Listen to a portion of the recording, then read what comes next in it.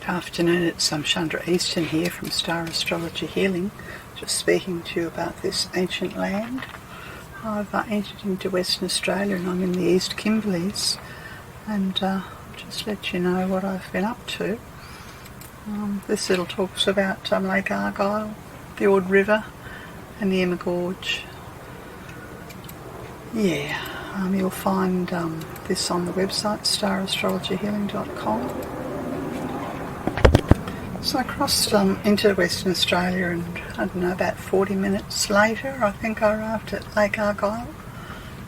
Lake Argyle's an artificial lake that was created, I believe it was in the late 60s or early 70s, when they decided to dynamite the lake and create a dam. It's the largest freshwater inland lake in Australia, and the perfect location for a few days sojourn.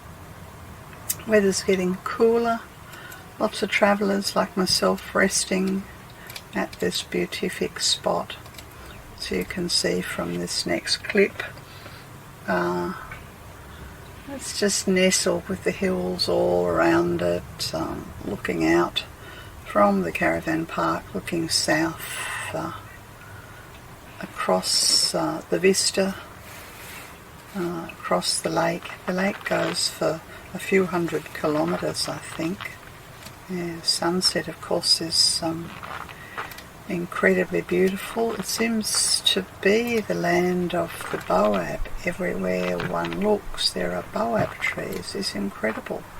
Large, girthed trees that are full of water, I believe, and have wonderful nuts as big as the hand or more that have been used by the indigenous people in a variety of ways for bush tucker. I did a whole lot of nothing here really, apart from a day trip. I think I took a day trip down to the Keep River, and then I also went out on the lake for a boat trip. I'm kind of in two minds really, because they've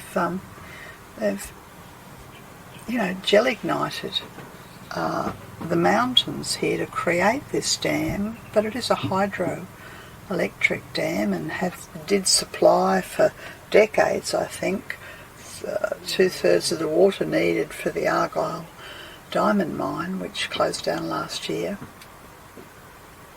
And once all the workers moved on, the workers who were working on the dam and the hydroelectric scheme, then it became a caravan park, much beloved caravan park. I'd have to say probably one of the most picturesque that I've ever been to. Absolutely beautiful. The boat trip with the magnificent sunset was wonderful. Saw lots of little saltwater crocodiles, and then despite the salties, did I say saltwater? I meant freshwater. A lot of freshwater crocodiles, and then despite the freshwater crocodiles, lots of us went for a swim in the middle of the lake, right on sunset. I don't know how deep it is, enormously deep, very warm, despite the fact that it didn't look warm. Beautiful end to a wonderful afternoon, and an amazing place to visit, Lake Argyle. A few days later I ended up at Kununurra, and then headed north up the Gibb River Road to the El Questro Wilderness Park. And it's very hard to find adjectives to describe this region. Everything's big. Everything's on a huge scale. Yes, so the Emma Gorge walk that I took was rated as one of the best in the Kimberleys and offers a unique walk through the Cockburn Ranges. The scenic trail takes you along changing vegetation to crystal clear pools and waterfalls. The gorge is characterised by massive scree slopes and cliff face escarpments, reaching up to 120 metres on both sides of the trail. The bulk of these cliff faces are made of the Cockburn sandstone and massive quartz sandstone. The strata remain largely horizontal as they were laid down 1800 million years ago. Ripple patterns on the rocks were created when sediment was deposited under shallow tidal waters millions of years ago. Rare native wildlife inhabit the gorge, such as the scaly-tailed possum and the splendid tree frog. I think it was about 6.5 round trip down to the gorge, and everywhere one looked there were these immense rocks that are watermarked from these forces of water that have created this region millions of years ago. The cliffs rise up. You feel very small in this landscape. I certainly felt very small in this landscape. A lot of rock climbing. I think it, I don't know how long it took. It might have been an hour or so.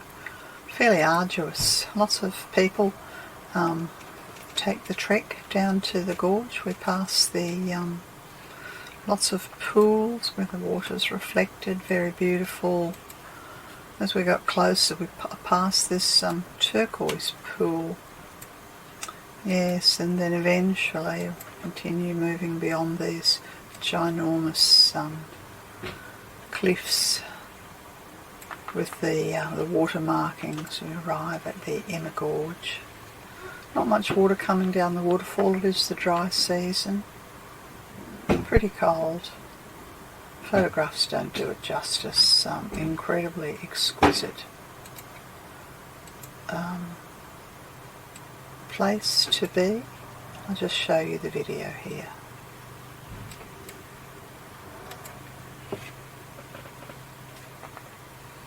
can see how the cliffs sort of rise up and up and up and up, and sort of inside a canyon almost, and they sort of surround you. Lots and lots of green foliage and water falling. Many people there just enjoying the day. Sacred place, place of healing. Unfortunately, I didn't see anything about the Dreamtime stories. It's become a tourist sort of mecca, and unfortunately the discussion around the Indigenous traditional owners was just absent. Yeah, it's a great shame really. It's the El Questro. I don't know where the word El Questro comes from, the wilderness park, but a very magical part of the Kimberleys, and beautiful end to a day there.